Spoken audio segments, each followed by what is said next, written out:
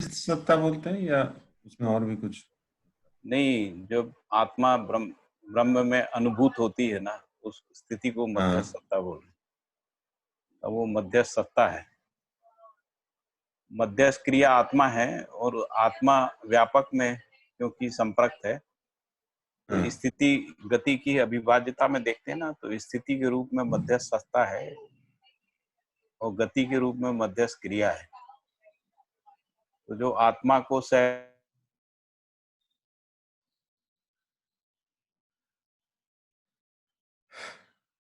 आत्मा का और उसका जो निरंतर बना रहना, वो सत्ता में संप्रक्तता में है ना, या इसीलिए। कट अभी कट गई थी थोड़ी देर के लिए, कुछ सेकंड तो। तो आ, व्यापक व्यापक वस्तु में क्रिया का जो संप्रक्त होना है, हम्म। उस स्थिति को मध्यस्थ सत्ता बोल रहे हैं आत्मा में, है ना। अच्छा, आत्मा आत, में। आत्मा रूपी जो क्रिया है, हम्म। तो वो क्रिया गति के रूप में है, हम्म। और उसमें जो स्थिति है वो सत्ता है, जिसको अपन व्यापक वस्तु कहते हैं ना। हाँ। तो व्यापक वस्तु में जो आत्मा रूपी जो क्रिया है, वो उसमें संप्रक्त है, अभिभूत हाँ। है, अभिभूत है, ऐसा बोल सकते हैं ना। हाँ, तो वो अभिभूत होने की स्थिति को मध्यस्थ सत्ता बोलेंगे। हाँ, जब हम उसको स्थिति के रूप में देखेंगे तब मध्यस्थ सत्ता है। और क्रिया के रूप में मध्यस्थ क्रिया है। हाँ, मध्यस्थ क्रिया है। अच्छा। और जब सह अस्तित्व में देखेंगे तो मध्यस्थ बल है।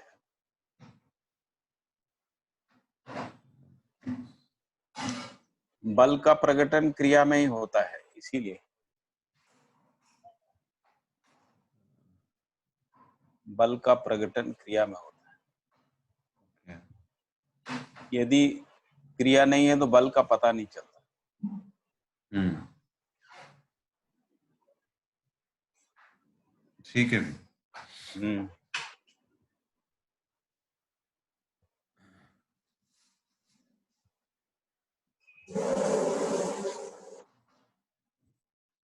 अभी 4 और 4 8 9 10 11 11 12 लोग हैं, है ना।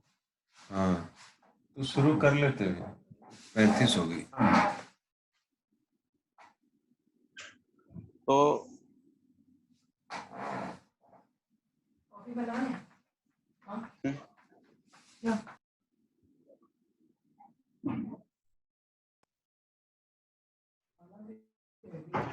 योगेश भाई भी नहीं आए। हम्म।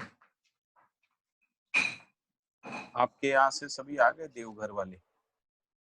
देवघर से भैया मैं और संदीप दो ही हैं हम लोग अभी तो। और भी कोई आने वाला है क्या? बात नहीं हुई भैया, आ तो रहे थे दो लोग और। एक तो वो धीरज भाई हैं और एक और था, अच्छा। लेकिन अभी नहीं आए।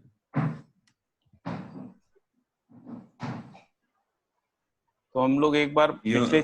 पिछले वाले अध्याय को रिवाइज कर लेते हैं। हाँ भैया, शुरू कर दीजिए। तो उससे क्या होगा, तब तक कुछ को और आना होगा तो आ जाएंगे। तो अस्तित्व स्थिर है और विकास और जागृति निश्चित है ना। तो जब हम अ, होने के अर्थ में देखते हैं तब स्थिरता पहचानने में आती है, और जब हम उसको रहने के अर्थ में देखते हैं तो निश्चितता होती है ना। जैसे हर इकाई जो आचरण करती है वो निश्चितता के अर्थ में होता है, का अपना होना जो है वो स्थिरता के अर्थ में रहता है। इस रूप में होने और रहने के रूप में जो है अस्तित्व में संपूर्ण क्रियाकलाप है। तो सह अस्तित्व रूपी अस्तित्व स्थिर है, और विकास और जागृति जो है वो निश्चित है। तो इस धरती पर हम मानव इस तथ्य का अध्ययन करने के योग्य स्थिति में आ गए हैं, क्योंकि इससे पहले स्थिति गति सह अस्तित्व के रूप में अध्ययन नहीं है ना। तो सुख का दृष्टा करता भोक्ता, उसके मूल में शिक्षा संस्कार से पाई जाने वाला जो ज्ञान विवेक विज्ञान का धारक वाहक केवल जागृत मानव ही है ना। ये तथ्य अपने को भली प्रकार से समझ में आता है। सह अस्तित्व दर्शन ज्ञान विवेक विज्ञान पूर्वक ही हर मानव सर्वशुभ घटनाओं को सर्वशुभ घटना में अपने को व्यवस्था सहज रूप में प्रमाणित करने हेतु समग्र व्यवस्था में भागीदारी करना बन जाता है। यही सर्वशुभ कार्यक्रम का प्रत्यक्ष एवं प्रकट रूप है। इसीलिए सर्वमानव ज्ञान विवेक विज्ञान के लिए अध्ययन ही एकमात्र स्रोत है। तो सार्वभौम ज्ञान विवेक विज्ञान के लिए अध्ययन ही एकमात्र स्रोत है। ज्ञान विज्ञान का स्वरूप अपने में सहअस्तित्व रूपी अस्तित्व दर्शन। तो ज्ञान विज्ञान का स्वरूप अपने में सहअस्तित्व रूपी अस्तित्व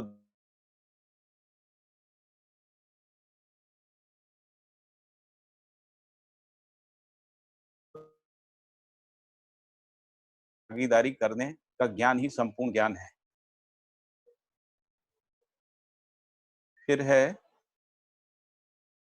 इनमें से सहअस्तित्व रूपी अस्तित्व को चार अवस्था और चार पद में अध्ययन करना बन पाता है। तो चार अवस्थाएं पता है हमको, चार पद भी पता है ना। इनका मूल स्वरूप व्यापक वस्तु में संपूर्ण एक एक वस्तु का डूबा भीगा घिरा हुआ रहना ही है। यही सहअस्तित्व रूपी नित्य स्वरूप है। यह अपने में घटना बढ़ना होता नहीं है, फैलना सिकुड़ना भी होता नहीं है, हर हाल में होना ही बना रहता है। तो इकाइयों की परस्परता में निश्चित अच्छी दूरियों में हर इकाई में स्वभाव गति प्रमाणित होने की व्यवस्था है। तो इकाइयों की परस्परता, अंशों की परस्परता है ना, परमाणुओं की परस्परता, अणुओं की परस्परता है ना।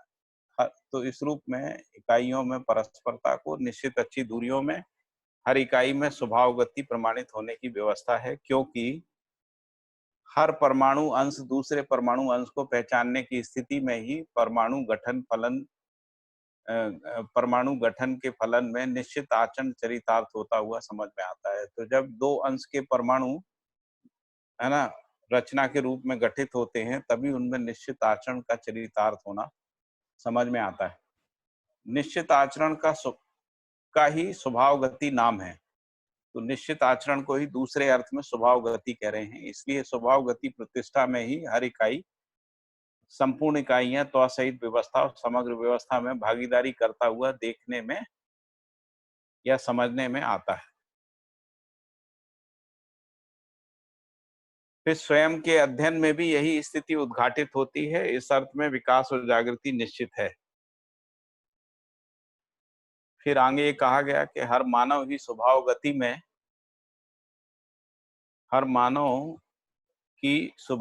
में ही, अर्थात स्वभाव गति संपन्नता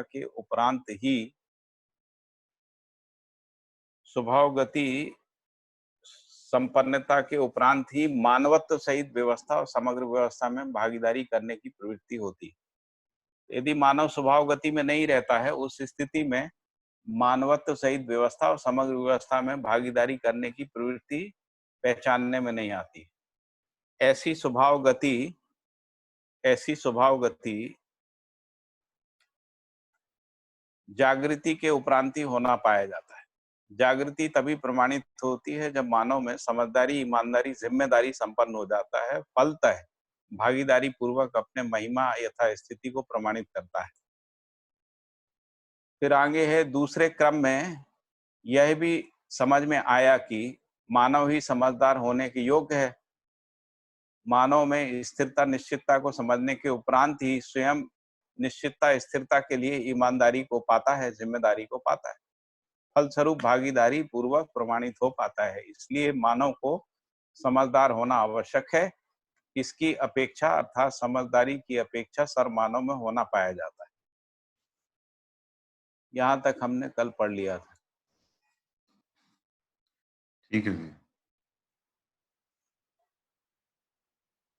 हाँ, अभी काफी 16, 17, 18, 19, 20 लोग आ गए है ना।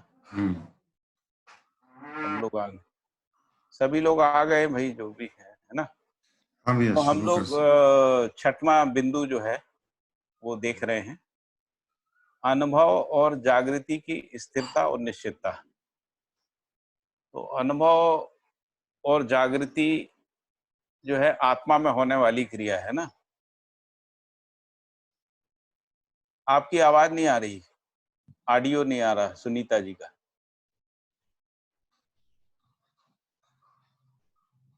कुछ बोल रहे थे क्या आप सुनीता भाई? नहीं, कुछ बोला नहीं भैया, मुझे लगता है। अच्छा, हम्म। निश्चितता स्थिरता सर्व मानव में चिराकांक्षा के रूप में बनी रहती। नहीं बोला। नमस्ते भैया। नमस्ते नमस्ते। तो मैं ये कह रहा था कि हम लोग छठवें बिंदु पे आ गए हैं, जी जी अनुभव और जागृति की स्थिरता और निश्चितता। जी जी उसमें भी बाबा जी ये कह रहे हैं, उन्होंने शुरुआत यहाँ से की इस आलेख की, जी कि निश्चितता स्थिरता सर्व मानव में चिराकांक्षा के रूप में बनी रहती है ना। जी क्योंकि हम सभी लोग जो है ना संबंधों में स्थिरता चाहते हैं, और संबंधों में जो आचरण है उसमें निश्चितता चाहते हैं। तो इस रूप में चिराकांक्षा बनी है, मतलब कोई भी अजागृत व्यक्ति भी संबंधों में अस्थिरता को पसंद नहीं करता है ना, और अनिश्चित आचरण उसको स्वीकार नहीं होता है। तो इसीलिए कहा कि वो चिराकांक्षा के रूप में बना रहता है। जी नहीं पाता, ये अलग मुद्दा है, लेकिन उसमें चिराकांक्षा के रूप में ये बना रहता है। हम्म। सह अस्तित्व रूपी अस्तित्व ज्ञान और उसकी स्वीकृति, सह अस्तित्व रूपी अस्तित्व ज्ञान और स्वीकृति का आधार है। तो सह अस्तित्व रूपी जो अस्तित्व है, उसी से ज्ञान और स्वीकृतियां बनती हैं। हाँ भैया। यह सर्व मानव में सर्वेक्षण पूर्वक विदित होने वाला तथ्य है। स्वयं को जांचने से भी यही स्पष्ट होता है। क्या स्पष्ट होता है? हम सब स्थिरता व निश्चयता को स्वीकार करते रहे हैं, ना कि अस्थिरता अनिश्चितता को। जो हम्म। चिराकांक्षा के रूप में बात बोली, उसी को यहाँ दूसरे तरीके से बोला कि हम सब यानी सर्वमानव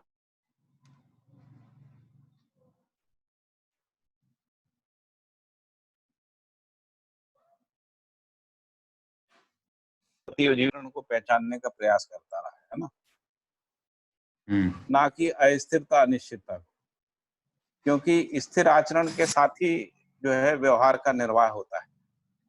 तो जो भी मानव जाति पदार्थावस्था, प्राणावस्था, जीवावस्था के साथ जो भी निर्वाह कर पा रही है, वो इसलिए कर पा रही है कि उनका आचरण निश्चित है। यदि उनका भी आचरण अनिश्चित हो जाता तो तबाही हो जाती है। इसको अपन कहते हैं कि बिल्कुल केओस हो जाता। स्थिरता के लिए सहज आधार ही निश्चितता का होना स्वाभाविक है। तो यदि हम निश्चित आचरण करते हैं तो स्थिरता आ जाती है, रिलेशनशिप में, संबंधों में, है ना, समझ में भी आ जाती। तो विकास विकास सहज निश्चयता सर्व मानव में जीवन क्रिया के रूप में प्रमाणित है। तो जो विकास सहज जो निश्चितता है, यानी जहां जाकर गठन पूर्णता हो गई और गठन पूर्णता के रूप में जीवन का एक आचरण जो है वो प्रकाशित हो गया। तो जीवन की 5 क्रियाएं स्थिति के रूप में है, और 5 जो गति क्रियाएं हैं, और 5 जो है गति क्रिया के रूप में है।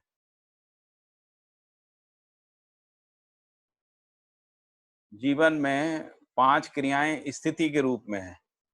कुछ लोग स्थिति क्रियाएं भी बोलते हैं इसको, है ना, और 5 क्रियाएं गति क्रिया के रूप में है। तो सर्व मानव में अध्ययन होना स्वाभाविक है, और इसका सर्व मानव में अध्ययन हो सकता है। इसी से ये पता लगता है कि विकास सहज निश्चयता सर्व मानव में जीवन क्रिया के रूप में प्रमाणित होती है, क्योंकि ये सर्व मानव में अध्ययन होना स्वाभाविक है। और अध्ययन करने वाला मानव ही है। अध्ययन के उपरांत प्रमाणित होने वाला भी मानव है। प्रमाणित रूप में जीने वाला भी मानव ही है। इस प्रकार मानव ही जागृति का प्रमाण है।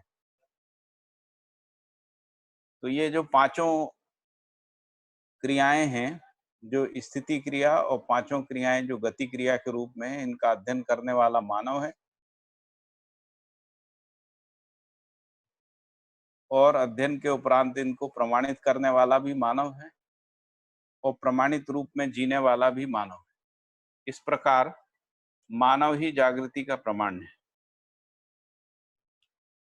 फिर लिखा है कि जीवन क्रिया सर्व मानव में गति के रूप में चयन, विश्लेषण, इच्छा, संकल्प और प्रमाणों के रूप में होना पाया जाता है। इसे परावर्तन के नाम से भी जाना जाता है।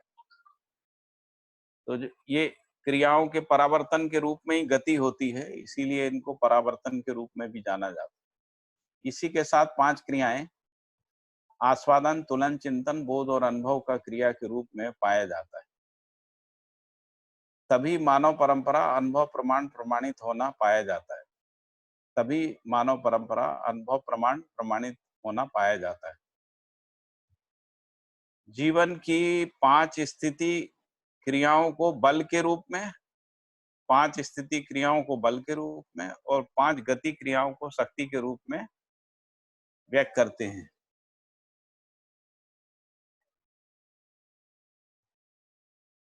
जागृत जीवन के द्वारा संबंध, उसके निर्वाह एवं प्रयोजनों के अर्थ में किया गया चयन, आशा,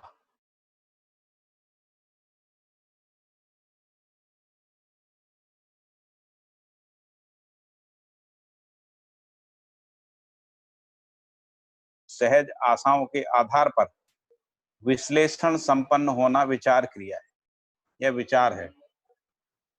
तीसरा, जागृत जीवन के विश्लेषण के अनुरूप चित्रण होते रहना ही इच्छा है। और चौथा, जागृत जीवन के न्याय, धर्म, सत्य को प्रयोजित और व्यवहारित करने का नाम ऋतंभरा है। और 5वां है, अनुभव सहित प्रमाणों का प्रामाणिकता नाम है।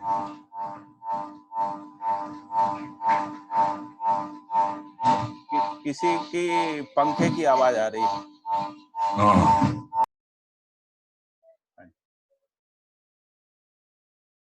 तो जागृत जीवन के द्वारा संबंध, उसके निर्वाह और प्रयोजनों के अर्थ में किया गया चयन का जो नाम है वो आशा के रूप में है। सुख से जीने की आशा के रूप में आशा को पहचानते हैं, जीवन की पहली जीवन शक्ति है। और दूसरा है आशा के अनुरूप, अर्थात जागृत जीवन सहज आशाओं के आधार पर विश्लेषण संपन्न होना विचार है। तीसरा है जागृत जीवन के विश्लेषणों के अनुरूप चित्रण होते रहना ही इच्छा है। चौथा है जागृत जीवन में न्याय, धर्म, सत्य को प्रायोजित और व्यवहारित करने का नाम ऋतंभरा है। और 5वां, अनुभव सहित प्रमाणों का प्रामाणिकता नाम है। इस प्रकार 5 शक्तियों का होना मानव को समझ में आता है। इसी प्रकार 5 बल भी हैं। तो जागृत जीवन में अनुभव और उसकी निरंतरता क्रिया का नाम आत्मा है। फिर अनुभव के यथावत बोध करने वाली अर्थात पूर्णतया स्वीकार करने वाली क्रिया का नाम बुद्धि है। तो जागृत जीवन में अनुभव और उसकी निरंतरता क्रिया का नाम आत्मा है। अनुभव के यथावत बोध करने वाली अर्थात पूर्णतः स्वीकार करने वाली क्रिया का नाम बुद्धि है। फिर तीसरा है अनुभव के अनुसार न्याय, धर्म, सत्य को स्वीकार करने की निरंतरता को बनाए रखने वाली क्रिया चिंतन का नाम चित्त है। चौथा है साक्षात्कार किया गया न्याय, धर्म, सत्य को अनुभव मूलक विधि से तुलन करने वाली क्रिया का नाम वृत्ति। और तुलन के अनुरूप संपूर्ण मूल्य, चरित्र, नैतिकता की अपेक्षा अथवा आस्वादन करने वाली क्रिया का नाम मन है। तो इस तरीके से बल और शक्ति के रूप में हम इनको पहचान सकते हैं और इसको हर मानव पहचान सकता है। अध्ययन पूर्वक इसको हर मानव पहचान सकता है, इसके अनुसार इसको प्रमाणित कर सकता है और इनके अनुसार जी सकता है। इस प्रकार 5 बल और 5 शक्तियों का स्पष्टीकरण जीवन में होने वाली क्रिया के रूप में है। फिर आगे लिखा है कि जागृत मानव में प्रमाण अथवा संपूर्ण प्रमाण, जागृत मानव में प्रमाण अथवा संपूर्ण प्रमाण सहअस्तित्व रूपी अस्तित्व में अनुभव का ही प्रकाश है। तो अनुभव ही प्रकाशित होके इस रूप में दिखता है ना। जागृत मानव में प्रमाण या संपूर्ण प्रमाण सह अस्तित्व रूपी अस्तित्व में अनुभव का ही प्रकाश है। अनुभव के प्रकाश में प्रमाण के अतिरिक्त कोई दूसरी वस्तु समाहित रहता ही नहीं है। इसलिए प्रमाणों को परम, पावन और पूर्ण के नाम से भी इंगित किया जाता है। बाबा जी कह रहे हैं कि अनुभव को ही परम, पावन और पूर्ण नामों से भी इंगित किया जाता है। परम इसलिए है क्योंकि उसमें अनुभव का प्रकाश है। पावन भी इसीलिए है क्योंकि उसमें कोई दूसरी वस्तु समाती नहीं है। पूर्ण इसलिए है क्योंकि अनुभव से ज्यादा कुछ है नहीं। दूसरे क्रम में यदि इसको देखें तो अनुभव प्रमाणों की परम स्वीकृति संकल्पों में, संकल्प का चित्रण इच्छाओं में, ऐसे चित्रणों का विश्लेषण विचारों में, ऐसे विचारों का आस्वादन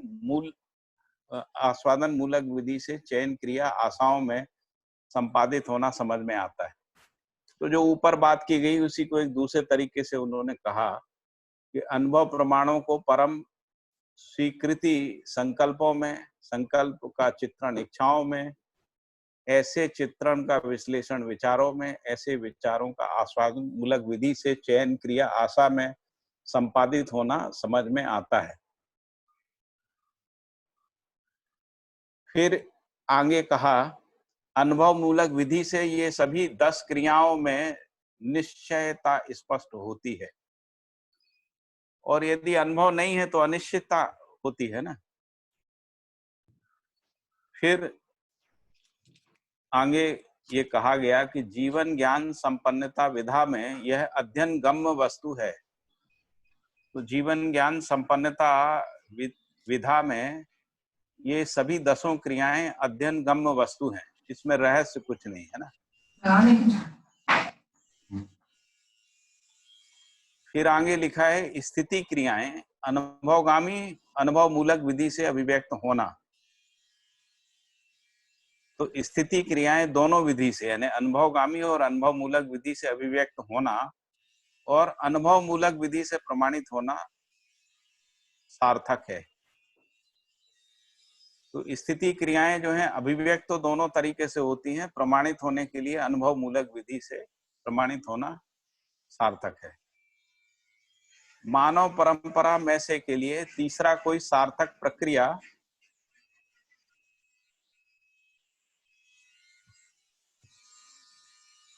मानव परंपरा में से के लिए तीसरा कोई सार्थक प्रक्रिया विधि अस्तित्व में नहीं है। तो बोल रहे हैं कि इसके अलावा और कोई विधि नहीं है।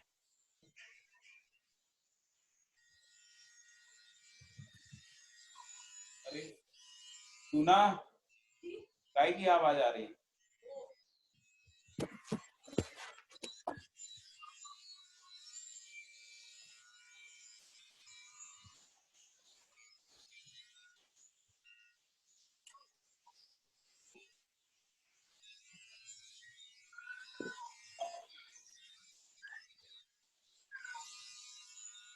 फिर ये कहा कि मानव परंपरा में से के लिए तीसरा कोई सार्थक प्रक्रिया विधि अस्तित्व में नहीं है। तो मानव सहज विधि से आवश्यकता के आधार पर ही यही परम होना पाया जाता है। मानव अध्ययन ही परम आवश्यकता के रूप में पहचानने में आता है, समझ में आता है। फलतः मानव सचेष्ट होता हुआ देखने को मिलता है। तो मानव लक्ष्य ही परम आवश्यकता के रूप में पहचानने में आता है, समझ में आता है। फलतः मानव सचेष्ट होता हुआ भी देखने को मिलता है। और मानव लक्ष्य समाधान, समृद्धि, अभय, सहअस्तित्व है।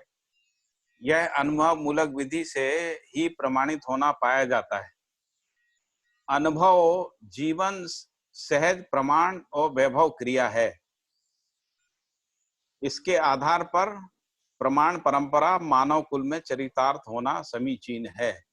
अनुभव के आधार पर प्रमाण परंपरा मानव कुल में चरितार्थ होना समीचीन है। इसी क्रम में हमें निश्चितता को प्रमाणित करने का सौभाग्य स्पष्ट हो जाता है। निश्चितता मतलब जो अनुभव मूलक आचरण है उसको प्रमाणित करने का सौभाग्य स्पष्ट हो जाता है। यह हर नर नारी के लिए समीचीन है। ठीक है, ये स्पष्ट हुआ ये? हाँ भैया, ठीक है। अनुभव ही जागृति और जीवन की परम अभिव्यक्ति संप्रेषणा प्रकाशन है। अनुभव ही जागृति और जीवन की परम अभिव्यक्ति, संप्रेषणा और प्रकाशन। परम का तात्पर्य अनुभव से ज्यादा होता नहीं है, जीवन उससे कम में अधूरा रहता है, इसीलिए इसको परम बोला है। परमाणु को भी परम अणु बोलते हैं ना, परम यानी उससे छोटे की कल्पना नहीं है।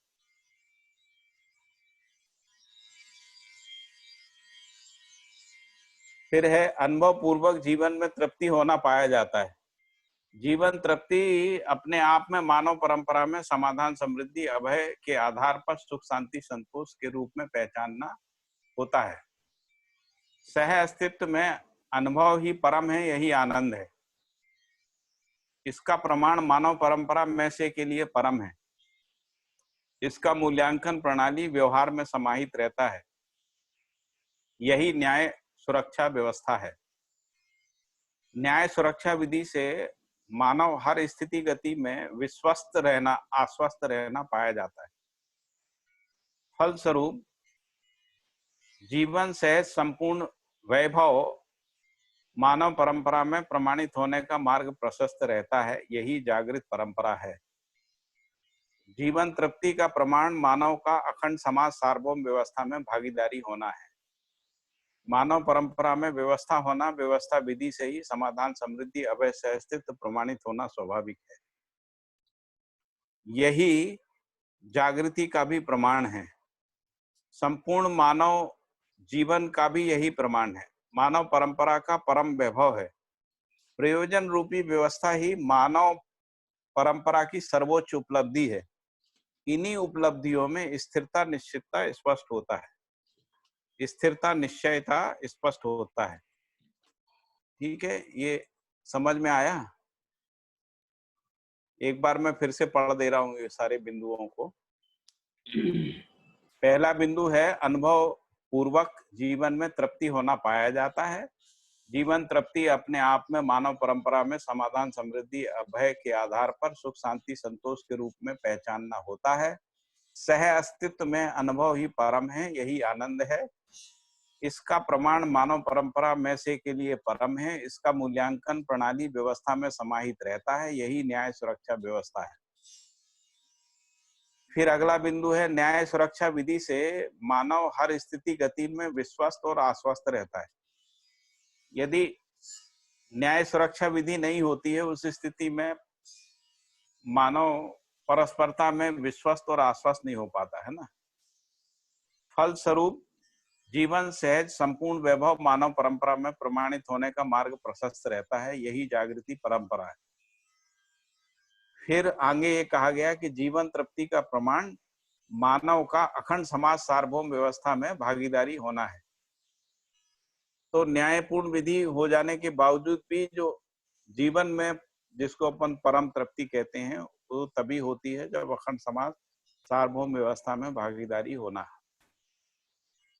मानव परंपरा में व्यवस्था होना, व्यवस्था विधि से समाधान, समृद्धि, अभय, सहअस्तित्व प्रमाणित होना स्वाभाविक रहता है। यही जागृति का भी प्रमाण है। संपूर्ण मानव जीवन का भी प्रमाण है। मानव परंपरा का परम वैभव है। प्रयोजन रूपी व्यवस्था ही मानव परंपरा की सर्वोच्च उपलब्धि है। इन्हीं उपलब्धियों में स्थिरता, निश्चितता, निश्चयता स्पष्ट है। फिर भैया अगला भैया स्थिरता और निश्चयता शब्द को थोड़ा सा और खोलने का। जो स्थिति के रूप में है वो स्थिरता है, जो गति के रूप में है वो निश्चयता है। ऊपर जो जीवन क्रियाओं को बताया ना कि जीवन क्रियाएं जो है स्थिति क्रिया और गति क्रिया के रूप में है। स्थिति का मतलब होता है जिसको हम लोग होना कह रहे हैं। स्थिरता का मतलब, वो निश्चयता का मतलब होता है जिसको रहना कह रहे हैं। रहना आचरण में होता है ना। जी भैया। तो जब आचरण मानवीयतापूर्ण आचरण हो जाता है तब उस आचरण में निश्चयता रहती है, और यदि मानवीयतापूर्ण आचरण नहीं रहता है तो अनिश्चयता बना रहता है। ठीक है, समझ में आया कि नहीं आया? जी भैया आ गया, ठीक है। फिर आगे कहा गया मानव परंपरा जागृत होने में स्थिरता। तो जिसको हम लोग अखंड समाज सार्वभौम व्यवस्था कहते हैं वो स्थिरता है, और अखंड समाज सार्वभौम व्यवस्था में जो आचरण है ना, वो निश्चयता है। तो अखंड समाज सार्वभौम व्यवस्था में आचरण की निश्चयता होती है, और अखंड समाज सार्वभौम व्यवस्था मानव में स्थिरता है, जागृत मानव परंपरा में स्थिरता है। तो मानव परंपरा जागृत होने में स्थिरता और अस्तित्व सहज विधि से प्रमाणित होता है, सुस्पष्ट होता है। यह सुस्पष्ट होता है। निश्चयता मानवीयतापूर्ण आचरण विधि से प्रमाणित होता है या सुस्पष्ट होता है। इसकी अपेक्षा मानव में पीढ़ी से पीढ़ी रहा आया है। इस प्रकार मानव का विकास और जागृति को प्रमाणित करने में समर्थ होना ही मानव का उत्थान, वैभव, राज्य होना स्पष्ट होता है।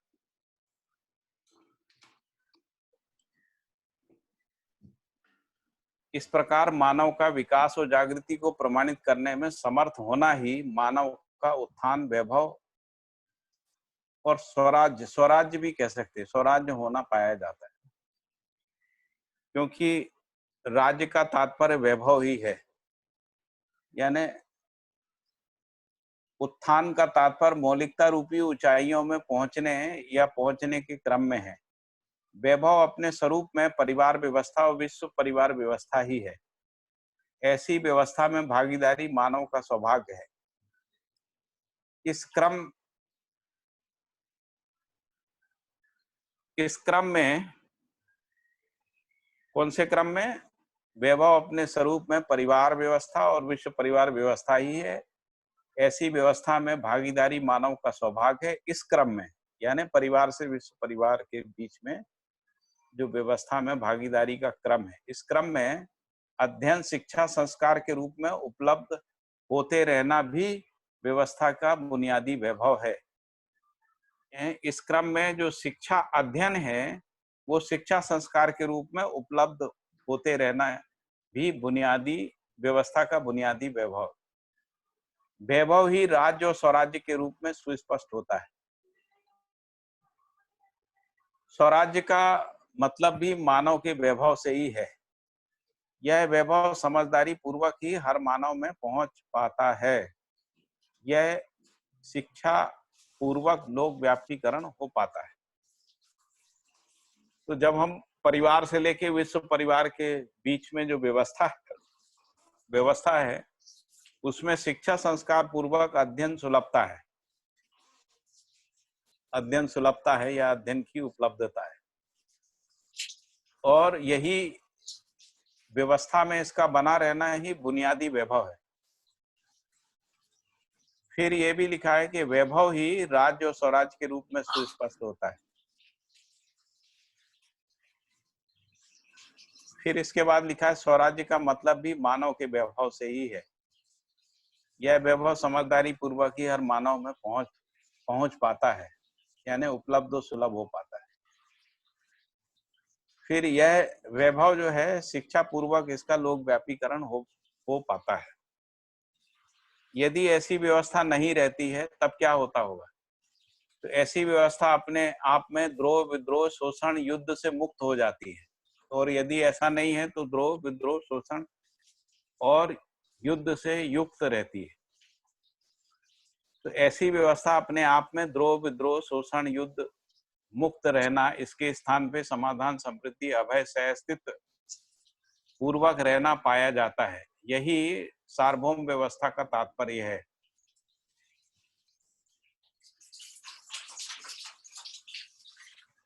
फिर आगे है युद्ध और संघर्ष मुक्ति, जागृति और प्रमाण युक्त परंपरा ही व्यवस्था का सूत्र और व्याख्या है।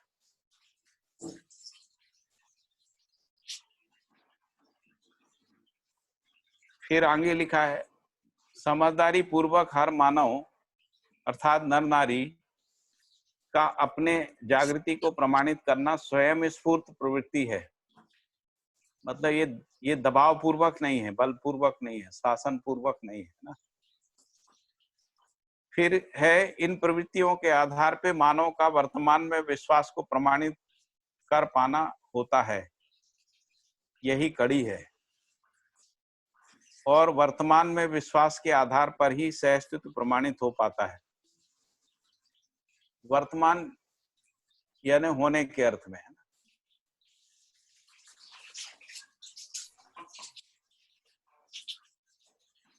तो ये लिखा है कि जो ऊपर व्यवस्था की बात की गई और ये कहा गया कि ये द्रोह, शोषण, युद्ध और विद्रोह से मुक्त है, समाधान, समृद्धि, अभय, सहअस्तित्व पूर्वक रहना पाया जाता है, यही सार्वभौम व्यवस्था का तात्पर्य है। फिर ये कहा युद्ध और संघर्ष, मुक्ति, जागृति और प्रमाण युक्त परंपरा ही व्यवस्था का सूत्र और व्याख्या है। फिर ये कहा कि समझदारी पूर्वक हर नर नारी जो है अपने जागृति को प्रमाणित करना स्वयं स्फूर्त प्रवृत्ति है।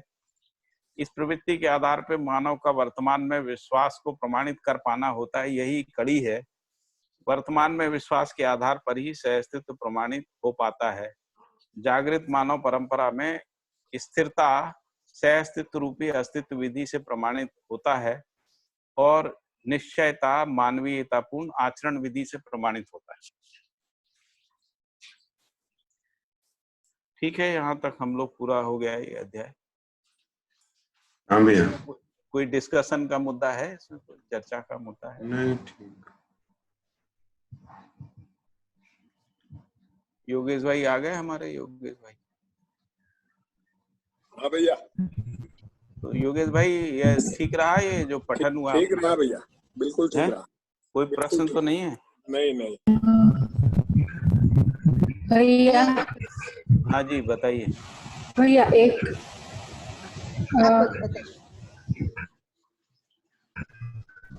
बोलिए। हाँ, मैं बोलूं फाल्गुनी बेन, मैं बोलूं? हाँ आप ही बताओ।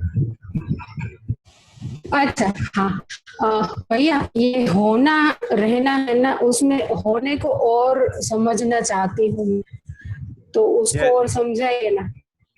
जैसे संबंध की स्वीकृति होना है और संबंध का निर्वाह करना जो है वो रहना है। यदि संबंध में कर्तव्य दायित्व जिम्मेदारी पूर्वक संबंध निर्वाह होता है, उसी को न्यायपूर्ण आचरण बोलते हैं। वो रहने की स्थिति है। और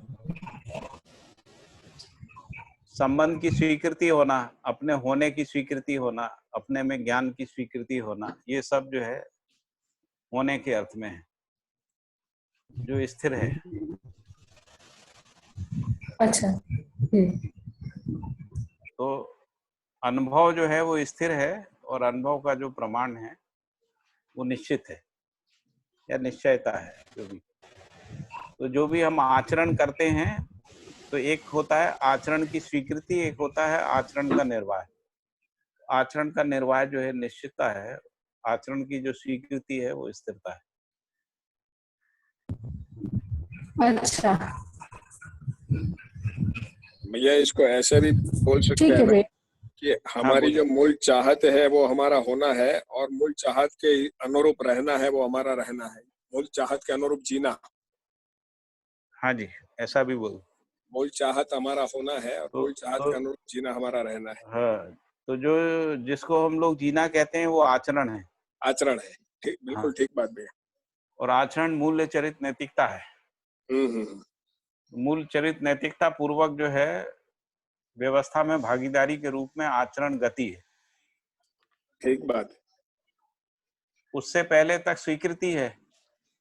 तो इसीलिए मैंने कहा एक होता है संबंध की स्वीकृति, संबंध स्वीकृत होने के बाद संबंध में स्थिरता, इसके बाद संबंध निर्वाह करना, कर्तव्य दायित्व पूर्वक संबंधों का निर्वाह करना, एक निश्चित आचरण। हाँ निश्चित आचरण में निश्चितता, इस रूप में पहचानने में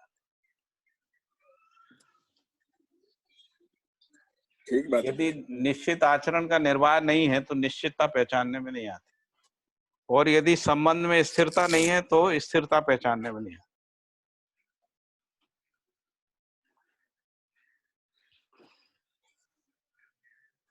ठीक है। जी भैया। तो उसी तरीके से विचार आयाम में समाधान जो है वो स्थिरता है, समाधान को प्रमाणित करना वो निश्चयता है।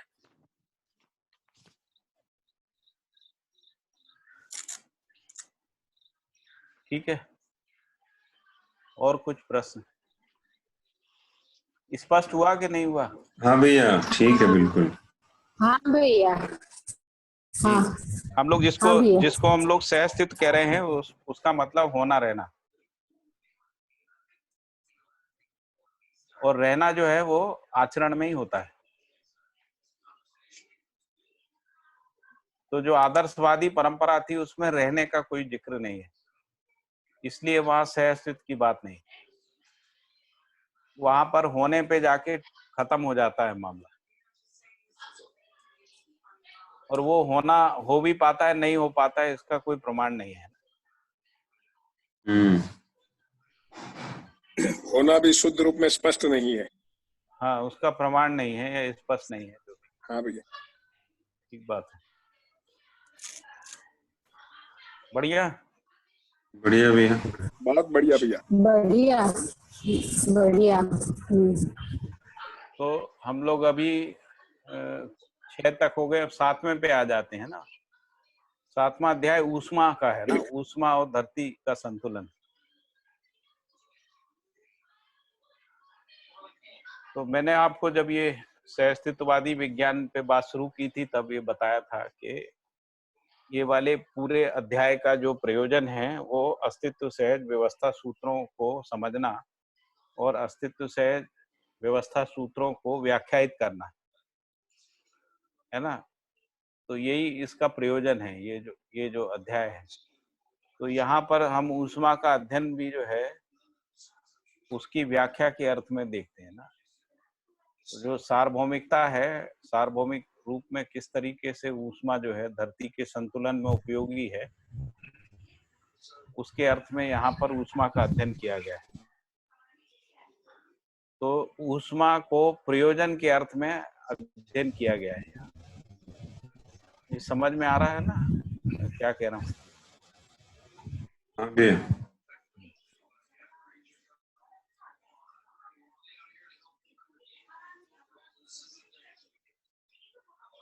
तो शुरू करते हैं। 12 शायद इसमें टोटल हमारे हिसाब से, आपके हिसाब से शायद 8-9 पेज होंगे, है ना। ठीक है भैया। ऊष्मा और धरती का संतुलन।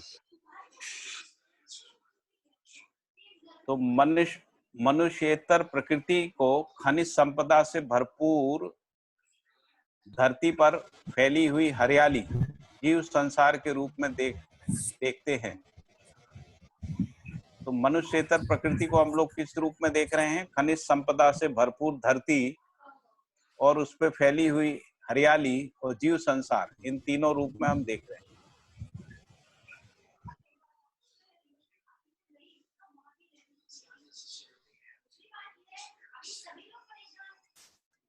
ठीक है, फिर आगे लिखा है धरती पहाड़ जंगल नदी नाला जीव संसार से संपन्न है। संपन्न है का तात्पर्य है कि इस धरती पर ये सब विद्यमान है। फिर आगे कहा गया कि धरती अपने में खनिजों को ठोस और विरल रूप में समाये हुए, तरल भी होना चाहिए ना, खनिजों को ठोस और विरल के रूप में बोला है। फिर आगे लिखा है कि इस पर फैली हुई रसायन संसार जो है वो ठोस तरल और विरल के रूप में होना देखने को मिलता है। तो जो खनिज हैं वो ठोस और विरल के रूप में हैं, और इसके अलावा जो रसायन संसार है वो ठोस तरल विरल के रूप में होना देखने को मिलता है। ठोस रूप में बहुत सी वस्तुएं अपने को देखने को मिलती हैं, जैसे शरीर में बनी हुई हड्डियां ठोस रूप में रहती हैं, ऐसी वस्तुएं ठोस होने के पूर्व तरल रूप में रहती हैं। तो जैसे जो हड्डियां हैं, हड्डी बनने से पहले वो किसी रसों से बनती है, तो इसीलिए ये कहा कि ऐसी वस्तुएं ठोस होने से पूर्व तरल रूप में रहती हैं। हम लोग पृथ्वी पे भी ऐसे ही देखते हैं कि जो पृथ्वी पे चट्टानें बनती हैं वो चट्टान बनने से पहले तरल रूप में रहती है। जो पहाड़ बनते हैं वो तरल रूप में रहते हैं। सभी प्रकार की वस्तुओं में ऐसे ही देखा जाता है। तो रसायन द्रव्य, पहाड़ तो रसायन हाँ भैया, पहाड़ जो है मैग्मा से बनते हैं ना, हाँ मैग्मा जी, की। मैग्मा से बनते हैं वो लावा। और कुछ पहाड़ जो है नदी से जो मट्टी बह के जाती है उसके हाँ, जमने से उससे बनते हैं। बनते हैं। ठीक ठीक बात। तो वो भी तरल रूप में ही रहते हैं, वो फिर धीरे धीरे ठोस में जम बदलते जाते हैं, जम के जो है घन रूप में हो जाते हैं, ठोस रूप में। रसायन द्रव्य ऊष्मा संयोग से विघटन विधि से संयोजित होकर विरल रूप में विद्यमान रहता है। तो जो रसायन द्रव्य है वो ऊष्मा संयोग से विघटन विधि से संयोजित होकर विरल रूप में विद्यमान रहता है। इसका मतलब है कि ऊष्मा विधि से वस्तु फैलना शुरू होती है। तो जो ऊष्मा से क्या होता है, वस्तु फैलती है, उसी को विरल रूप कह रहे हैं। तो किसी भी ठोस वस्तु में यदि ऊष्मा को प्रवेश कराया जाए तो वह वस्तु अपने निश्चित आकार, अपने निश्चित आयतन स्वरूप से अधिक जगह में फैलने लगता है। यह तब तक फैलता है जब तक वह तरल हो जाए और विरल हो जाए। कब तक फैल सकता है?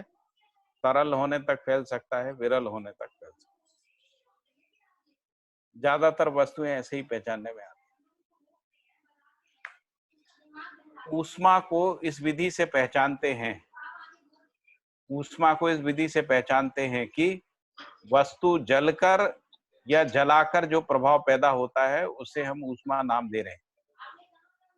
वस्तु जलकर या जलाकर जो प्रभाव पैदा होता है उसे हम ऊष्मा नाम दे रहे हैं। दूसरी विधि से ऐसे पहचान पा रहे हैं, वस्तु जो ज्यादा आवेशित हो गई है वह सदा ऊष्मित होती है, अर्थात उसका ताप बढ़ जाता है। ताप को पहचानने वाला मानव है। अन्य प्रकृति ताप से प्रभावित होते हैं। तो मानव केवल इसको पहचानता है, अध्ययन कर सकता है, बाकी प्रकृतियां ताप से प्रभावित होती हैं। मानव को अलग करके ताप को मापदंड में पहचानना नहीं होता है। तो मानव ही केवल इसको मेजरमेंट कर सकता है, मापदंड में पहचान सकता है ताप को। और ताप को प्रयोगों में प्रायोजित कर फल परिणामों को आकलित कर पाना मानव से ही संपन्न हुआ है। तो ये ताप का मेजरमेंट करके उसको प्रयोगों में प्रायोजित करना है ना, प्रयोगों में उसको अप्लाई करने के रूप में जो फल परिणाम है उनको आकलित कर पाना भी मानव में ही संपन्न होता है या संपादित होता है। ये बाकी कोई भी मनुष्येतर प्रकृति इस काम को नहीं कर सकती है। फिर लिखा है कि पहचानना जड़ चैतन्य प्रकृति दोनों में होता है। पहचानने की क्रिया दोनों में होती है, जबकि जानना मानना केवल चैतन्य प्रकृति में ही होता है। मानव चैतन्य प्रकृति के रूप में होते हुए जानने मानने की क्षमता से युक्त है। मूल मुद्दे में पहचानना भी एक क्रिया है। फिर आगे है, ये स्पष्ट हो गया ना?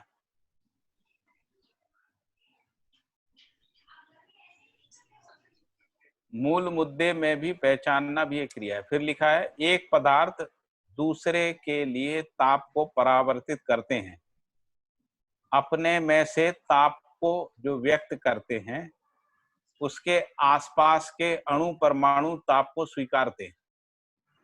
इसे हम पहचानना कह रहे हैं। बाबा जी जो पहचानने को कह रहे हैं उसको उन्होंने डिफाइन किया कि एक पदार्थ दूसरे के लिए ताप को परावर्तित करते हैं, अपने में ताप को जो व्यक्त करते हैं उसके आसपास के अणु परमाणु ताप को स्वीकारते हैं। इसे हम पहचानना कह रहे हैं। बाबा जी कह रहे हैं इसको हम पहचानना कहते हैं ना। मानव में जानना और मानना भी होता है पहचानने के साथ साथ। फलस्वरूप परिणतियां हो जाती है। जैसे लोहे को पिघलाने के लिए जितने भी ऊष्मा को नियोजित किया जाता है उसको लोहा स्वीकारता है। और लोहे का अणु परमाणु स्वीकार करता है, फलस्वरूप पिघलता है। इस क्रिया को हम मानव ऐसी व्याख्या करते हैं, पहचान लेता है, निर्वाह करता है, पिघलता है। ये जो लोहे में जो घटना घटती है,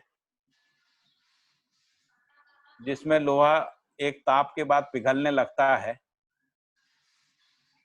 उसको बाबा जी व्याख्या कर रहे हैं कि उसको लोहे के अणु परमाणु जो है स्वीकार करते हैं, फलस्वरूप ताप को स्वीकार करते हैं, फलस्वरूप पिघलते हैं। यदि वो ताप को स्वीकार ही नहीं करेंगे तो गर्म ही नहीं होंगे, है ना, पिघलेंगे भी नहीं। तो यदि इस क्रिया को, इसके क्रिया का यदि विश्लेषण करते हैं तो इसमें 3 क्रिया हो रही हैं, पहचान लेता है, निर्वाह करता है, तभी पिघलता है, ऐसा। फिर आगे है, मानव ही एक ऐसी इकाई है जो तप्त लोहे को विविध आकारों में बदल देता है। बाकी नैसर्गिक रूप से होता है, लेकिन मानव जो है तप्त लोहे को बहुत प्रकार के आकारों में बदल देता है। इसी को सांचे में ढालना हम मानते हैं। जैसे लोहे से की वस्तुएं बनाते हैं तो पिघले हुए लोहे को सांचे में डाल के उसको आकार दे देते हैं। इसमें लोहा पुनः जमने तक, ठंडा होने तक ऊष्मा को परावर्तित करते ही रहता है। तो जब लोहा पिघली हुई अवस्था में रहता है, फिर लाल तप्त अवस्था में आ जाता है, फिर धीरे धीरे ठंडा होते हुए अपने स्टील ग्रे कलर में आ जाता है ना, ठंडा होकर। तो जब तक वो ठंडा होता है तब तक वो जो उसने जो ऊष्मा को स्वीकार किया है, उस ऊष्मा को वो परावर्तित करता रहता है, और वो जो परावर्तित ऊष्मा होती है उसको आसपास के जो अणु परमाणु या रसायन या वस्तुएं होती हैं, वो उसको ग्रहण करती रहती हैं। इसके साथ जुड़ी हुई सभी द्रव्य लोहे के ताप को आवंटित कर लेते, बांट लेते हैं, अंततोगत्वा लोहा ठंडा हो जाता है। तो ताप उद्दीप्त करने के प्रयास से, अर्थात ताप को प्रकट करने और बढ़ाने की क्रिया में एक जलने वाला और एक जलाने वाला का संयोग रहता ही है, चाहे हम किसी भी विधि से करें। जैसे कोयला जलने वाला है, हवा जलाता है। इसके मूल में जाएं तो कोयले को आरंभिक रूप में जलाने के लिए कोई ना कोई जलाने वाले के रूप में होता है। तो जैसे जलता हुआ आग, इस विधि से चलकर कोयला, लकड़ी, प्राकृतिक गैस, पेट्रोलियम अथवा विकिरणीय प्रक्रिया से ताप उद्दीपन क्रिया को मानव संपादित करता हुआ देखने को मिलता है। अभी जो मानव जिस विधि से कर रहा है उसका उन्होंने बात की। ताप में विस्फोटक द्रव्यों की पहचान, उसका संयोजन और दबाव विधि से तापोद्दीपन होता हुआ भी देखने को मिलता है। तो उसमें कुछ विस्फोटक पदार्थों को डाल के जितना ताप हो सकता है उससे अधिक ताप को बढ़ाया जाता है। जैसे कोयले में जितना ताप होता है, यदि कोयले के ताप को बढ़ाना है तो कुछ विस्फोटक पदार्थ डाल के उसके ताप में उद्दीपन यानी उसके ताप को और बढ़ाया जा सकता है। ऐसा हम लोग बहुत सारे प्रयोगों में देखते हैं। ऐसे ताप को नियोजित कर, भैया हेलो, बोलिए। हाँ भैया, एक ये प्रश्न ये है कि सूर्य और पृथ्वी के बीच में तो स्पेस है ना, वहां पे तो ऐसे परमाणु है नहीं कि वो सूर्य का ताप है वो यहाँ तक, मतलब वो वहां से मतलब आवंटन करके यहाँ तक पहुंचाएंगे। तो फिर वो कैसे आती है, मतलब वो जो ताप है या वो जो गर्मी है वो क्या विधि से यहाँ तक पहुंचती है? ऐसा है, सोलर सिस्टम में केवल अकेली पृथ्वी और सूर्य नहीं है ना। पृथ्वी और सूर्य के साथ और भी ग्रह हैं और ग्रहों के उपग्रह हैं। इसके अलावा भी जो स्पेस में बहुत सारी उल्का पिंड आदि हैं, है ना। तो ऐसी बहुत सारी अनंत वस्तुएं हैं। उनमें से जो बड़ी बड़ी वस्तुएं हैं उनको हम लोग देख पाते हैं, उनका अध्ययन कर पा रहे हैं, जिनको हम लोग है ना ग्रह कह रहे हैं। तो जैसे सूर्य और सोलर सिस्टम में जी कोई 11 ग्रह हैं, फिर सभी ग्रहों के उपग्रह को मिला लें तो करीब 30-40 उपग्रह हैं, है ना। इसके अलावा भी उन सबका अपना अपना वातावरण भी है, सभी ग्रहों का अपना अपना वातावरण भी है, और इन सब वातावरण के बीच में भी कुछ वस्तुएं घूमती रहती हैं। जैसे अभी हम लोग कह रहे थे ना, कोई एक अ, उल्का जैसी कोई वस्तु जो है पृथ्वी के वातावरण के निकट से निकल गई है ना। तो ऐसी भी कई वस्तुएं हैं जो वहां रहती हैं। तो इसलिए सूर्य का जो ताप है वो इन सभी में आवंटित हो जाता है ना, बढ़ जाता है। हाँ। अच्छा अच्छा, पर भैया वहां तक भी कैसे पहुंचता होगा? मतलब बीच में तो हम ऐसा मानते हैं ना, सारा जो है वो शून्याकर्षण में है, और मतलब सारे ही ग्रह गोल फिर शून्याकर्षण में ही होंगे, और फिर पृथ्वी और या कोई भी ग्रह होगा उनके और सूर्य के बीच में तो मतलब सत्ता ही होगा ना, मतलब ऐसा कोई अणु परमाणु तो नहीं होगा ना। मतलब अभी भी मुझे समझ में नहीं आ रहा है वो कैसे होता होगा पूरा प्रोसेस। तो इन सभी ग्रहों में अपना अपना एक रक्षा कवच है। तो रक्षा कवच क्या करता है कि जो अतिरिक्त ऊष्मा होती है, जो उस ग्रह के पोषण के लिए अनुपयोगी ऊर्जा होती है, उसको परावर्तित कर देता है वापस। हम लोग साइंस में इसको ऐसे ही मानते हैं, बाबा जी ने भी ऐसे ही बोला हुआ है। तो जैसे पृथ्वी के चारों ओर जो रक्षा कवच है, ओजोन लेयर जिसको बोल रहे हैं, तो वो ओजोन लेयर क्या करती है कि बाकी जो ताप होता है, ऊष्मा होती है, उसको परावर्तित कर देता है। ऐसा कहते हैं कि लगभग 90% को परावर्तित कर देता है, केवल 2% ही जो है वो पृथ्वी में आती है। और जो पृथ्वी में जो 2% आती है वो पृथ्वी के अन्य रचनाओं के पोषण में सहायक होती है,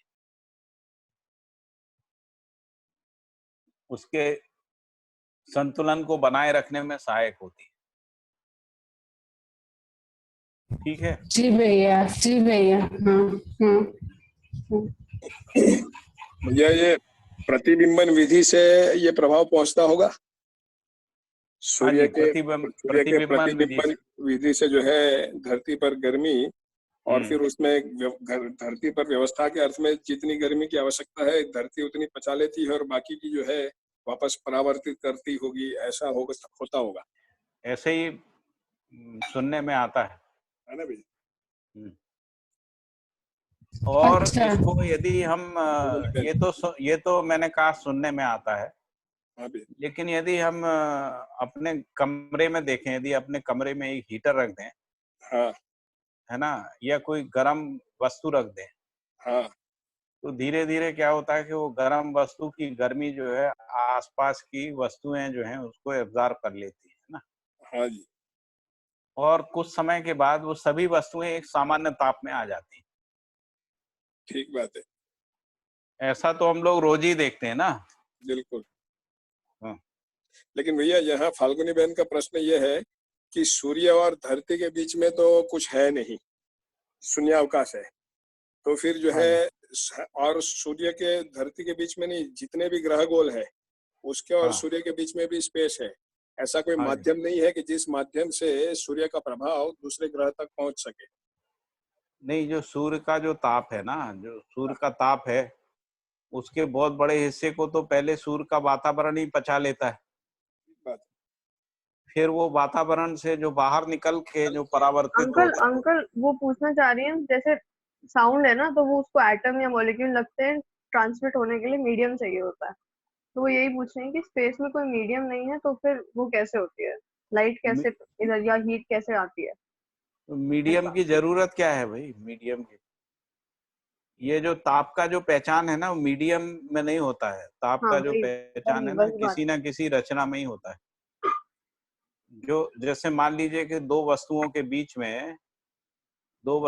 बीच में जो रिक्त स्थली है ना, रिक्त स्थली, वहां पर टेम्परेचर का मेजरमेंट ही नहीं आएगा। मेजरमेंट के लिए किसी एक वस्तु के लिए वस्तु के साथ संपर्क करना, जैसे थर्मामीटर को यदि हम वो स्पेस वाली जगह पे रहेंगे तो कोई भी टेम्परेचर नहीं आता वहां पर, है ना, होता ही नहीं। मेजरमेंट तभी होगा जब उसको किसी वस्तु के साथ संपर्क में लाते हैं ना। तो जो ताप क्योंकि वस्तु नहीं है ना, प्रभाव है जो प्रतिबिंबित होता है, जो प्रभाव का प्रतिबिंबन है, और इसका पहचान किसी ना किसी वस्तु में ही होता है, जिसको हम लोग भौतिक वस्तु कह रहे हैं, रासायनिक वस्तु कह रहे हैं ना, उसी में होता है, या मटेरियल में ही होता है, मैटर में ही होता है। तो मैटर नहीं हो वहां कोई ताप की बात ही, प्रश्न ही नहीं पैदा होता वहां कोई ताप का, ना उसका मेजरमेंट हो सकता है। तो ताप का जो मेजरमेंट है ना, वो किसी ना किसी मटेरियल बॉडी पे ही होता है। अपनी भाषा में कहें तो किसी क्रिया में ही होता है या रचना में ही होता है। ये समझ में आ रहा है, नहीं आ रहा है? हाँ, जी भैया। तो रिक्त स्थली में कोई ताप नहीं होता, ना प्रकाश होता रिक्त स्थली में। प्रकाश भी परावर्तन में ही पता लगता है। तो इसलिए जो बिंब प्रतिबिंबन क्रिया के रूप में इकाइयां जो प्रकाशित होती है, उसी के अर्थ में इकाइयां ही परस्परता में प्रकाश और ताप को पहचानती है।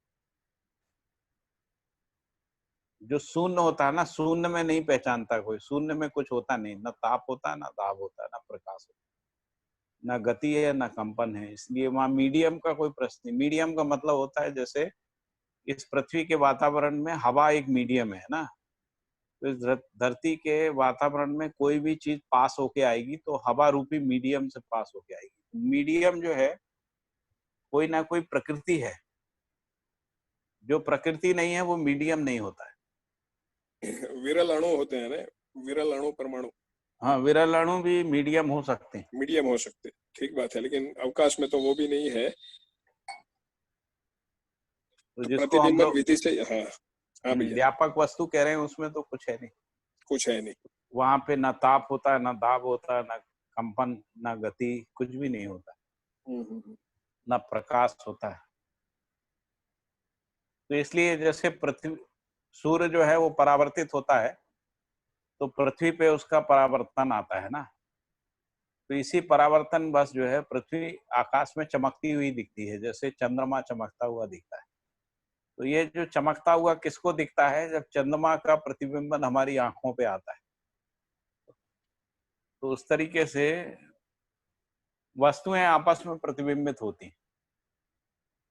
जैसे आईने पे हम अपना प्रतिबिंब देखते हैं ना, तो जो बीच की जगह होती है वहां प्रतिबिंबन नहीं रहता, वहां प्रतिबिंब नहीं रहता है। यदि मान लीजिए वहां रिक्त स्थली हो तो प्रतिबिंबन नहीं रहेगा।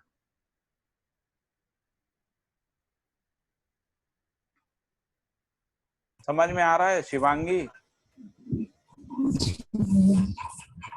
हाँ अंकल। हाँ जी। तो आगे बढ़े कि और कुछ डिस्कस जी करना? भैया। हाँ। अच्छा, ऐसे ताप को नियोजित कर, तो पहले ये बताया कि लकड़ी, कोयला, प्राकृतिक गैस, पेट्रोलियम और विकिरणीय पदार्थों से, एटॉमिक एनर्जी से ताप उद्दीपन का क्रिया होता है। लेकिन इसको और उद्दीपन करने के लिए विस्फोटक पदार्थों का भी कुछ पहचान होता है। उसके आधार पे जो जितना ताप कोई वस्तु ग्रहण करती है, उससे भी अधिक ताप उसमें ताप का उद्दीपन किया जा सकता है। इस सबको मानव ने अध्ययन करके देखा, प्रयोग करके देखा है। ऐसे ताप को नियोजित कर मानव आवश्यक प्रयोजनों को सिद्ध करते हैं, जैसे पानी गर्म करना, खाना बनाना, कमरा गर्म करना, दवाइयों को सुखाना आदि आदि, और बहुत सारी वस्तुओं का निर्माण करना। जैसे लोहे को ढाल वाल के, लोहा, सोना, चांदी सबको ढाल के, गर्म करके, पिघला के, उसको सांचे में ढाल के, है ना, कोई एक आकार की, आकृति की वस्तुओं को बनाने का काम कर। इसी प्रकार अनेक क्रियाओं को ताप संयोजन से, नियंत्रण से संपादित करता ही है। और मानव परंपरा में यह सब मानव परंपरा में अभ्यस्त हो चुका है। ताप कहीं भी हो, वह उस वातावरण के ताप से अधिक होना आवश्यक है, तभी ताप है। नहीं तो ताप के रूप में पहचानने में नहीं आएगा। जैसे कमरे का जो वातावरण है, यदि उससे अधिक ताप है तब हमको ताप पहचानने में आएगा। दूसरी विधि से जहां ताप हो उसके आसपास में उससे कम ताप हो, तभी ताप कम ताप की ओर परावर्तित होता है। अधिक ताप कम ताप की ओर परावर्तित होता है। फिर आगे लिखा है, जैसे कहीं भी हम आग जलाते हैं वहां अधिक ताप हो जाता है। कम ताप की ओर परावर्तित होने की क्रिया को ऐसे देखा जा सकता है कि जहां प्रकट होता है उसके आसपास के अणु परमाणुओं के तप्त होने से अणु परमाणु के तप्त होने से वो फैल जाते हैं। जैसे मान लो हम कहीं कोई गर्म आग जलाते हैं तो वहां की जो वायु होती है उसमें गति बढ़ जाती है, यानी वो फैलने लगती है हवा। ऐसा हम लोग पृथ्वी पे भी देखते हैं। उसी को हम लोग कहते हैं कि जो रेगिस्तान होते हैं उसमें कम दाब के क्षेत्र बन जाते हैं। कम कम दाब का क्षेत्र इसलिए बनता है क्योंकि वहां के जो हवा होती है ना वो फैल जाती है, तो इसलिए वहाँ दबाव कम होता है। दबाव कम होता है तो उस दबाव को भरने के लिए आसपास का हवा दौड़ता है, इसीलिए रेगिस्तान में आंधियां आती हैं।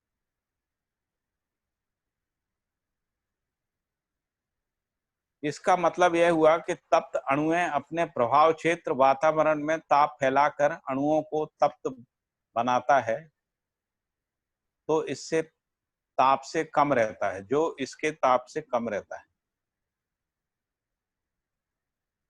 वातावरण के अणु परमाणु इसको स्वीकार कर इस क्रम में आगे बढ़ाते हैं और इस प्रकार ताप परावर्तित होकर कम होते जाता है। अंततो गत्वा सामान्य ताप तक पहुंचते हैं।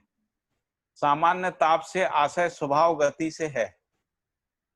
स्वभाव गति का तात्पर्य विकास क्रम विकास, जागृति क्रम जागृति में जो यथा स्थितियां होती हैं, अर्थात स्वसहित व्यवस्था, समग्र व्यवस्था में भागीदारी ही स्वभाव गति है।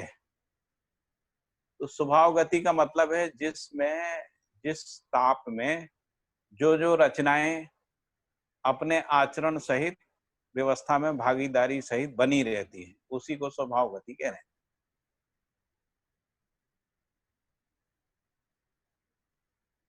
इसका प्रयोग इस प्रकार से किया जा सकता है कि किसी भी कमरे के एक कोने में एक मोमबत्ती जला के रख दें, अथवा मिट्टी का दिया या हीटर जलावें या स्टोव जलावें, अथवा ज्यादा से ज्यादा प्रकाश देने वाले बल्ब जलाएं। उनको छूने से हमको जितना ताप महसूस होता है उससे कुछ दूर में उससे कम महसूस होता है, ज्यादा दूर में और कम महसूस होता है। दूसरे कोने में सबसे कम होता है। इसका निरीक्षण परीक्षण हर विद्यार्थी कर सकता है। कमरे के बीच में रखकर भी यही प्रयोग करें तो पता लगता है कि ऊष्मा सभी ओर समान रूप से परावर्तित होती है। इसी प्रकार हम उक्त प्रयोग विधि से यह भी स्वीकार कर सकते हैं कि सूर्य का ताप सभी ओर समान रूप से परावर्तित होता है। उसमें से एक ओर पृथ्वी रहती है ना, तो सूर्य बिंब से परावर्तित ताप धरती को छूता है। सूर्य की ससम्मुखता में जो जो हिस्सा सूर्य के सम्मुख रहता है, उस हिस्से में सूर्य का जो बिंब परावर्तित ताप धरती को छूता है। इसी के साथ यह भी समझ में आता है कि धरती घूमते हुए जो भाग सूर्य के सम्मुख रहता है वह तप्त रहता है, और जो सूर्य के विमुख रहता है वो ठंडा रहता है। इसी कारणवश जो है सूर्योदय सूर्यास्त होता है। सूर्य अस्त होने का समय भी न्यूनतम ताप धरती को स्पर्श किए रहता है। अस्त होते समय भी न्यूनतम ताप धरती को स्पर्श किए रहता है। इन दोनों के मध्यांश में यानी बीच में अधिकतम ताप स्पर्श किए रहता है। इसको इस प्रकार परीक्षण निरीक्षण कर सकते हैं। धरती के घूर्णन गतिवश ही सूर्य के सम्मुख विमुख होने का विन्यास स्पष्ट होता है। इसी घूर्णन गति के नर्तन के समान में होने वाली कंपनात्मक गति ही सूर्य के चारों ओर वर्तुलात्मक गति में प्रमाणित होने का स्वरूप है। इसके मूल में त्वा सहित व्यवस्था प्रवृत्ति है। यह प्रवृत्ति परस्पर अच्छी दूरी में रहते हुए व्यवस्था को प्रमाणित करने के रूप में है। इस अर्थ में निश्चित निर्वाह हर परस्परता में वर्तमान है, यही प्रमाणित है। इस प्रकार यह धरती इस सौरव्यूह में जितने भी ग्रह गोल भागीदारी कर रहे हैं, उन सबके साथ तालमेल में रहते हुए, सूर्य के सम्मुख विमुख होते हुए, सूर्य से निश्चित अच्छी दूरी में रहते हुए सभी ओर चक्कर काटता हुआ देखने को मिल रहा है। इस प्रकार से यह जो चक्राकार गतिपथ पूर्णतः गोल ना होकर अंडाकार में होना इस बात की प्रवृत्ति है। इस प्रवृत्ति का प्रधान आशय धरती में ऋतु परिवर्तन ही स्वयं स्फूर्त प्रवृत्ति है। अंततः इस धरती पर विकास क्रम विकास, जागृति क्रम जागृत प्रमाणित होना ही आशय है। तो ये जो सूर्य और पृथ्वी के बीच में जो परस्परता है और जो पूरकता है, जिसमें ऊष्मा का आदान प्रदान है, आदान प्रदान की जगह एक है कि परावर्तन प्रत्यावर्तन परावर्तन है, उस सब का प्रयोजन इस धरती पे विकास क्रम विकास, जागृति क्रम जागृति को प्रमाणित होना ही आशय है। इसी आशय में ये क्रिया जो है अस्तित्व में हो रही है। इस आशय को हम मानव कैसे समझ सकते हैं, कैसे समझें? उक्त मुद्दे को इस प्रकार समझना बन सकता है कि इस धरती पे चारों अवस्थाएं प्रकाशित हैं, जो थी नहीं वह होती नहीं। इस तथ्य को विश्लेषित करने पे पता लगता है कि इन चारों अवस्थाओं की मूल प्रवृत्ति पदार्थावस्था में समाहित रहा ही है। यानी पदार्थावस्था में बाकी अवस्थाएं मूल प्रवृत्ति के रूप में समाहित रहता है, उन्हीं का प्रकटन होता। अगर ऐसा नहीं होता तब यौगिक और हरियाली का उदय होना संभव ही नहीं था, जबकि हर धरती पर यौगिक क्रिया संपादित हो चुकी है, हरियालियां फैल चुकी हैं। जबकि इस धरती पर यौगिक क्रिया संपन्न हो चुकी है, हरियालियां फैल चुकी हैं, इसी के साथ भुनगी, कीड़े, पशु पक्षी, जीव जानवरों का प्रकटन व परंपरा स्थापित हो चुका है। इतना ही नहीं, मानव शरीर परंपरा भी स्थापित हो चुकी है। इनमें से किसी को भी नकारने का कोई तर्क या स्थिति मानव के पास नहीं है। दूसरा, मानव की हैसियत यही है कि मानव है का अध्ययन करता है। चारों अवस्थाएं मनुष्य के लिए अध्ययन करने की वस्तु हैं। अध्ययन करने से हमें इस तथ्य का सूत्र मिलता है कि धरती में ऋतुक्रम व्यवस्था से ही अथवा प्रभाव से ही, पूरकता से ही, भौतिक क्रिया व्यवस्था से ही रासायनिक क्रिया व्यवस्था का प्रकटन इस धरती पर हो चुका है।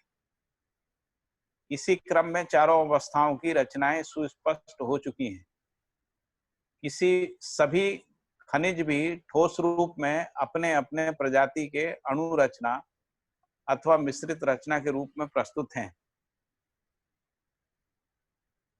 इन्हीं विविध प्रजातियों के आधार पर यौगिक घटना, रासायनिक उर्मी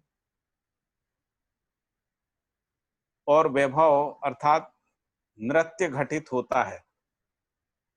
उससे क्या होता है? तो रासायनिक द्रव्यों के आधार पर संपूर्ण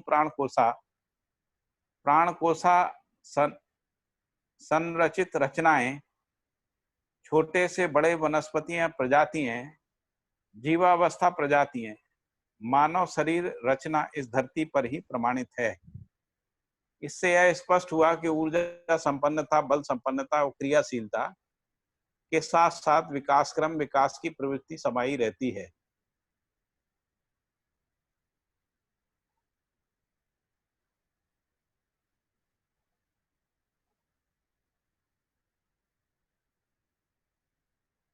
फिर है आगे है जीवन विकसित पद में होना पहले ही स्पष्ट किया जा चुका है। यह गठन पूर्ण पद को प्राप्त किया रहता है। इस गठन पूर्ण परमाणु में ही आसान रूप गतित होने की व्यवस्था बनी रहती है। यह स्वयं स्फूर्त है कि ऐसा आसान रूप गतित रहने वाला जीवन आशावश किसी न किसी जीवावस्था और ज्ञानावस्था के शरीर को संचालित करता है। ऐसे जीवन किसी भी एक धरती से दूसरे धरती तक पहुंचने की संभावना समीचीन है। कुल मिलाकर हर धरती पर विकास क्रम रासायनिक भौतिक रचनाओं और उनके परंपरा के रूप में प्रमाणित होना मानव को समझ में आता है। इससे यह स्पष्ट हो गया है कि हर धरती किसी समृद्ध धरती के साथ साथ किसी निश्चित दूरी को बनाए रखते हुए व्यवस्था में भागीदारी के रूप में कार्य करते हुए स्वयं में विकास जागृति क्रम जागृति को प्रमाणित किए रहता है। इन सबका दृष्टा जागृत मानव ही है, ना कि भ्रमित मानव। इस क्रम में कोई धरती किसी न किसी अवस्था में कार्यरत है, तभी अविकसित धरतियां विकास को प्रमाणित करने के लिए और प्रवर्तनशील हैं। यह भी इस बात का संकेत है कि जितनी भी धरतियां अविकसित अवस्था में हैं, अर्थात जिन जिन धरतियों में विकास क्रम ही प्रकट हुआ है, ऐसी सभी धरतियां विकास क्रम को सजाने की ओर अपने प्रवृत्ति को बनाए हुए हैं। इसी क्रम में सूर्य ग्रह जो हिरास की परम स्थिति में है, वह भी कालांतर में विकास क्रम में होने की कल्पना मानव परंपरा में प्रचलित है। यह सब स्थितियां विकास और जागृति होने के पक्ष में स्पष्ट हुई। फिर आगे है धरती कोई भी अवस्था में हो, उसमें विकास क्रम विकास को प्रमाणित करने का मूल बीज समाहित ही रहता है। क्यों समाहित रहता है? क्योंकि हर आवेश सामान्य गति की ओर, स्वभाव गति की ओर, स्वभाव गति विकास क्रम की ओर, विकास क्रम विकास को प्रमाणित करने की ओर, विकास जागृति को प्रमाणित करने की ओर, जागृति क्रम जागृति को प्रमाणित करने की ओर, जागृति की निरंतरता को प्रमाणित करने की ओर कार्य करता हुआ समझ में आता है।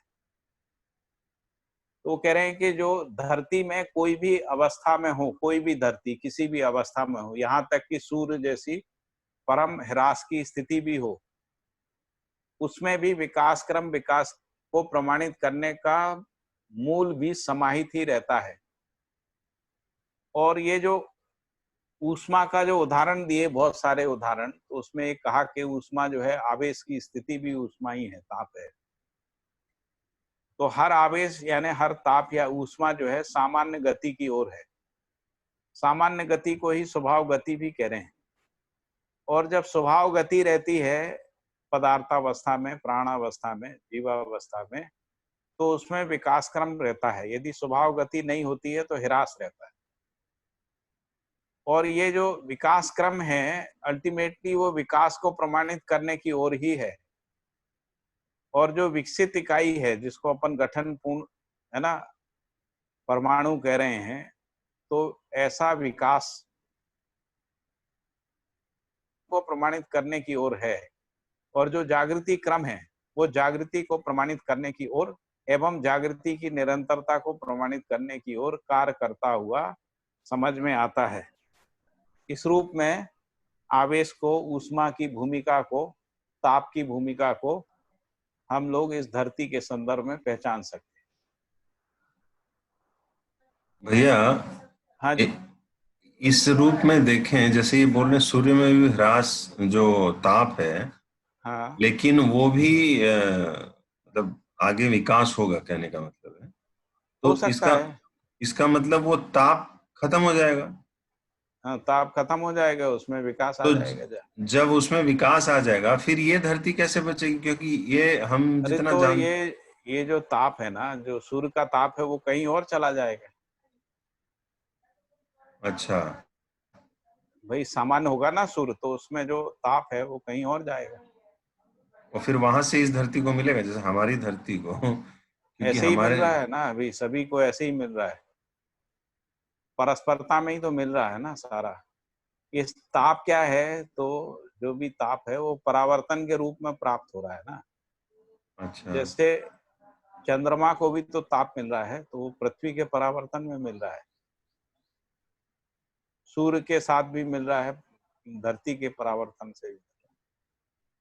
हाँ, सब आपस में परावर्तित होती रहती है, ठीक। क्योंकि वो खत्म थोड़ी होता है, सब बना रहता है।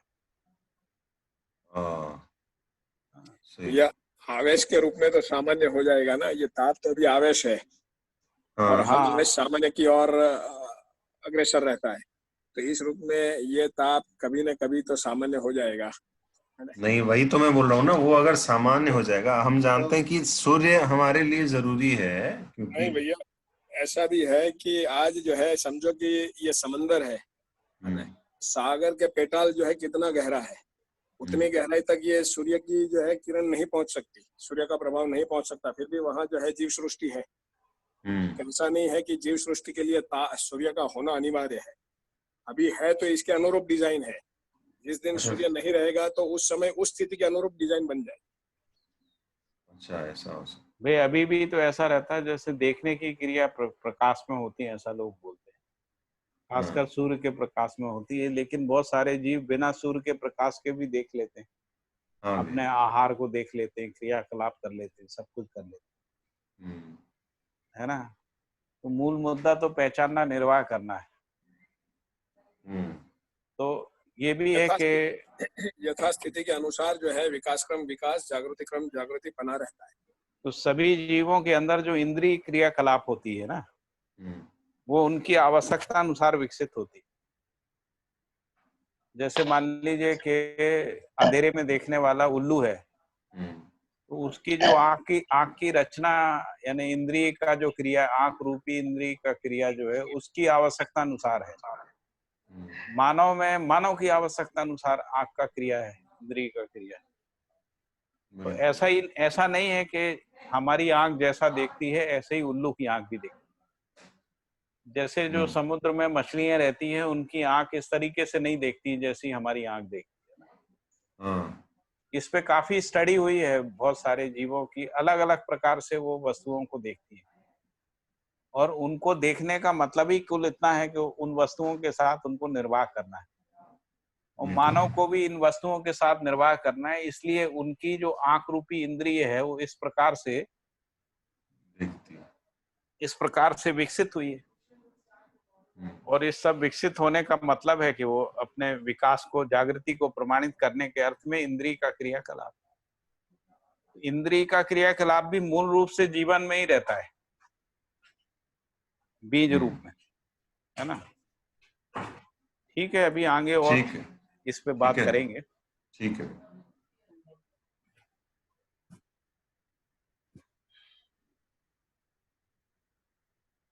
एक आध पैराग्राफ और पढ़ पाएंगे अपन बस। हाँ भैया। तो हम लोगों ने ये देखा कि प्रत्येक हर आवेश सामान्य गति की ओर, स्वभाव गति की ओर, स्वभाव गति विकास क्रम की ओर, विकास क्रम विकास की ओर प्रमाणित करने की ओर, और विकास जागृति क्रम को प्रमाणित करने की ओर, जागृति क्रम जागृति को प्रमाणित करने की ओर, जागृति की निरंतरता को प्रमाणित करने की ओर कार्य करता हुआ समझ में आता है। तो ये जो जागृति की निरंतरता है वो केवल कुछ ही, है ना, उनमें रहती है, जिनको हम लोग आचरण पूर्ण, है ना, मानव कह रहे हैं। इस विधि से इस बात पर विश्वास कर सकते हैं कि, क्या विश्वास कर सकते हैं कि संपूर्ण अस्तित्व विकास और जागृति को प्रकाशित करने के अर्थ में क्रियाशील है। ये जो इन जो ऊपर दिए गए तर्कों के आधार पे हम इस बात पे विश्वास कर सकते हैं कि संपूर्ण अस्तित्व विकास और जागृति को प्रमाणित करने के अर्थ में क्रियाशील है। फिर दूसरी बात कह रहे हैं, इसी क्रम में कई ग्रह गोल में अधिकतम ताप जैसा सूर्य में है का होना एवं सम्मुख जितने भी ग्रह गोल होते हैं जिनमें कम ताप का रहना, उसमें ताप का समाहित हो जाना दिखाई पड़ता है। मतलब जैसे सूर्य जैसे बहुत सारे हैं, अपनी गैलेक्सी में इतने सारे सूर्य हैं कि हम लोग उनकी गणना नहीं कर सकते। तो ये सभी ग्रह गोल जिनमें कम ताप है ना, वो उनके सम्मुख आते हैं तो उस रूप में उनमें ताप समाहित हो जाना दिखाई पड़ता है। तो ये हम लोग पहचान ही सकते। इस क्रम में यह धरती अपने में जितना भी श्रम किया है, यह इस जागृत मानव को बोध होता है। फिर आगे है कि इस धरती के ऊपरी सतह में जंगल, समुद्र और थोड़े भाग में मरुस्थली होना पाया जाता है। यह जंगल कैसा भी हो, जंगल के सर्वाधिक पेड़ पौधे, लता, गुल्म अपान वायु नाम से यानी कार्बन डाइऑक्साइड नाम से जाने वाले द्रव्य को अपना खाद्य पदार्थ बनाते हुए अथवा पाचन पदार्थ बनाते हुए प्राण वायु को अर्थात ऑक्सीजन को प्रदान करते हैं। अब ये किसने सिखाया इनको, है ना? तो ये विकास क्रम में ही हुआ। और ये क्यों हुआ? क्योंकि विकास को प्रमाणित करने के अर्थ में ही हुआ, है ना? तभी वो कार्बन डाइऑक्साइड जो मानव छोड़ता है उसको पचाते हैं और जो प्राणवायु मानव को आवश्यक है वो उसका उत्सर्जन करते हैं। जबकि कोयला और खनिज कोयले से निष्पन्न तेल, पेट्रोलियम को जितने भी यंत्रों में ईंधन के रूप में प्रयोग करते हैं, यह सब प्रौद्योगिकी विधि से यंत्र संचालन में प्रयोग किया जाता है। इन सब के उत्सर्जित ईंधनावशेष में पाई जाने वाली प्राणघातक वायु को बोलते हैं कार्बन मोनोऑक्साइड, है ना? पर्यावरण के लिए अत्यंत घातक मानी जाती है। देखिए, तो पेड़ पौधे जो हैं वो नैसर्गिक रूप से विकसित हुए, इसलिए उनमें एक नैसर्गिक जागृति व्यवस्था के अर्थ में क्रियाकलाप दिखता है। और मानव ने प्रौद्योगिकी यंत्रों का विकास किया और उसमें जो है कोयला खनिज का उपयोग किया, तो उससे जो गैस पैदा होती है वो प्राणघातक वायु है, पर्यावरण के लिए अत्यंत घातक मानी जाती है। ठीक है, अभी इसको यहीं रोकते हैं, कल इसके आगे का पढ़ेंगे। हाँ भैया, क्योंकि 3 बज गया है। हाँ जी, ठीक है। अच्छा, ये अपने कल जो बात हुई थी कि अभी टाइम में थोड़ा आगे पीछे कुछ करना है, 17 मई तक नेक्स्ट लॉकडाउन